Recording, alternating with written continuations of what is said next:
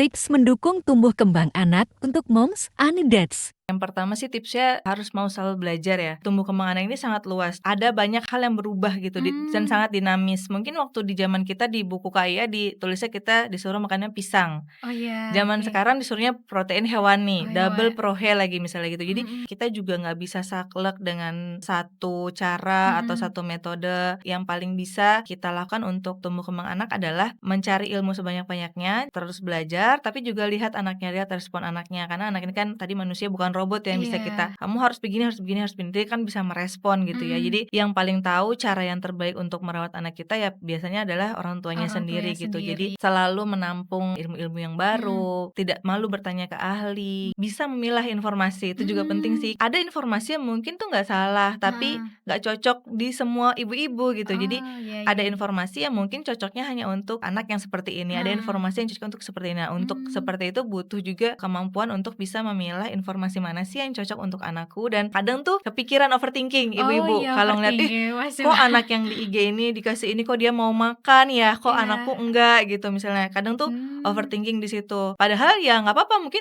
anakmu memang lagi butuh makanan yang lain yang sama gizinya, tapi Mmm. dia bisa makan itu gitu. Jangan sampai kita overthinking terhadap lifestyle atau gaya hidup di media sosial yang mungkin Oke. yang di-share yang bagus-bagusnya aja Iya, gitu. kita nggak tahu ya di belakangnya Betul gimana gitu ya. betul, terpenting itu dan kesabaran ya, Oh, kesabaran kesabaran. yang Itu buat saya juga sih, catatan buat saya juga. Biasanya yang selalu saya ingat adalah, ini 5 tahun aja sih biasanya, nanti ah, setelah 5 tahun, mereka 12 tahun aja mungkin udah main sama temen-temennya iya, gitu. Itu yang heeh. kadang kalau lagi Aduh. butuh tarik nafas yang panjang ya, apalagi anakku udah mau Iya. toddler kan sekarang Put, Mhm. jadi kayak selalu nginget lagi, enggak ini cuman sebentar, ini cuman sebentar, nanti dia punya dunianya sendiri dan Iya. ada saatnya kita sendiri lagi gitu. Jadi nikmatin Mhm. aja masa-masa ini walaupun memang harus mengelus dada Mengelus gitu, dan itu dada. wajar. Jadi ibu-ibu mengeluh tuh nggak apa-apa Mhm. sebenarnya, yang penting punya tempat untuk mengeluh, punya Mhm. tempat untuk happy gitu. Secara riset juga bermain bersama anak itu sebenarnya meningkatkan relaksasi Oh iya, sebenarnya, di heeh. samping juga menjadi stresor. Iya. Jadi tuh kadang kan ada yang nanya, "Punya anak tuh stres nggak sih?" Oh. Stres stres, Mmm. tapi kalau ditanya dulu sebelum punya anak, level stres aku tuh mungkin -3 doang,